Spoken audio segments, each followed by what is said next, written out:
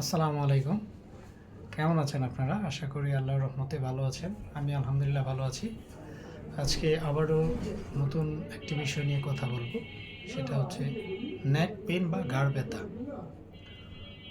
নেক pain কি, কেন হয়, এর চিকিৎসা এবং প্রতিকার নিয়ে আলোচনা করব। প্রথমে জানবো নেক পেইন কি। নর্মালি সার্ভাইকাল 1 থেকে শুরু করে 7, C7 অর্থাৎ ঘাড়, আমরা লোকালি যেটাকে বলি, এই ঘাড়টাকে আমরা নেক বলি। এই সমস্যার জন্য যে পেইনগুলো আমাদের তৈরি হয় সেটাকে আমরা নেক পেইন বলে থাকি। তো নেক পেইন কেন হয়? প্রথমত কারণ হচ্ছে মেকানিক্যাল কারণ। যখন আপনার লং টাইম নুয়ে কাজ করি, সামনে ঝুঁকে, অথবা বাড়ি কাজ করি, অথবা লং টাইম আমি কোনো কিছু কনসেন্ট্রেশন, যেমন আমরা কম্পিউটার ওয়ার্ক করি, এবং বয়সের সাথে ডিজেনারেটিভ চেঞ্জ হয়, এবং এক্সরেতে সার্ভাইকাল স্পন্ডাইলোসিস নামের সমস্যাটা ধরা পড়ে। অনেক সময় সার্ভাইকাল ডিস্ক হার্নিয়েট হয়, এইসবের জন্য হতে পারে, অথবা কোনো ট্রমা বা ইনজুরি হলে ঘাড় ব্যথা হয়ে থাকে। ঘাড় ব্যথা হলে কী করবেন? প্রথমত একজন ভালো চিকিৎসকের কাছে যাবেন। উনি আপনাকে ঘাড় ব্যথার একজ্যাক্ট কারণটা ডায়াগনোসিস করে চিকিৎসা শুরু করবেন। ঘাড় ব্যথা হলে কী করবেন? প্রথমত কিছু নিয়ম মানতে হবে, যেগুলা যদি আপনি মেনে চলেন তাহলে ঘাড় ব্যথা থেকে মুক্তি পাবেন। উঁচু বালিশে শোয়া যাবে না, অতিরিক্ত নরম অথবা অতিরিক্ত শক্ত বিছানায় ঘুমানো যাবে না। তারপর যদি আপনি কম্পিউটার ইউজ করেন, কম্পিউটারটাকে আপনার আই লেভেলে এনে কাজ করতে হবে। তারপর হচ্ছে যখন কোনো মোবাইল আমরা ইউজ করি, সেটাকে ধরেন একজ্যাক্ট আমরা এভাবে না ধরে এই আই লেভেল ঘাড়টাকে সোজা করে আমরা ইউজ করার চেষ্টা করব যতক্ষণ করি।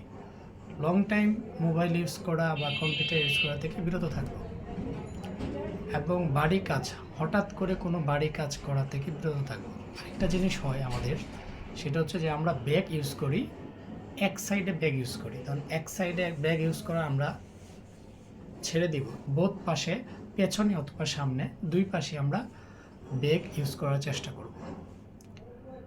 বিষয়টা হচ্ছে যদি আপনি নিয়মটা না মানেন, কোনো ঔষধ আপনাকে সুস্থ করতে পারবে না, এবং চেষ্টা করতে হবে ভিটামিন ডি, ক্যালসিয়ামযুক্ত খাবার, এগুলা পরিমিত প্রতিদিনই আপনাকে খেতে হবে।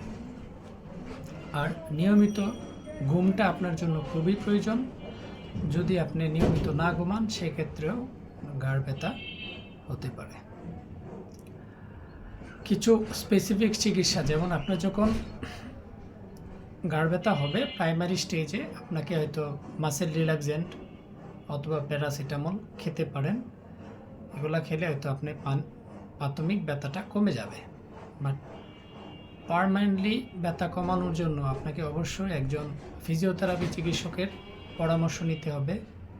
যদি মনে হয় যে এটা মাংসপেশি সমস্যা, সেক্ষেত্রে ফিজিওথেরাপি ডায়াগনোসিস করে এক ধরনের চিকিৎসা দিবেন। আর যদি নার্ভ রিলেটেড কোনো প্রবলেম থাকে, যেমন হাতে শিরশির করা, এখান থেকে ব্যথা শুরু হয়ে হাতের আঙ্গুল পর্যন্ত চলে যাচ্ছে, সেক্ষেত্রে এটা আমরা বলি যে নার্ভ কম্প্রেশন সিনড্রোম। নেকের যে সার্ভাইকাল, আমরা বলি সার্ভাইকাল প্লেক্সাস বা ব্রাকাইল প্লেক্সাস, যে ব্রাকাইল প্লেক্সাস, এই প্লেক্সাসটা হচ্ছে আপনার কম্প্রেশন হয়, হতে পারে C1, C4, C5। তো যখন যেটাতে কম্প্রেস হবে সেই এরিয়ার হাতের আঙ্গুলে আপনার অনুভূতিটা চলে আসবে, শিরশির বা সুইয়ের মতো খোঁচা দিবে। সেক্ষেত্রে আলাদা টাইপের ফিজিওথেরাপি চিকিৎসা ফিজিওথেরাপিস্ট আপনাকে দিয়ে থাকবেন। তো আশা করি যদি আপনি নিয়মিত চিকিৎসকের পরামর্শে চিকিৎসা নেন, সুস্থ হয়ে যাবেন ইনশাল্লাহ, এবং নিয়মিত যে পরামর্শ এবং নিয়ম মেনে চলতে বলবেন, নিয়মিত মানার চেষ্টা করবেন, সুস্থ থাকবেন। ধন্যবাদ।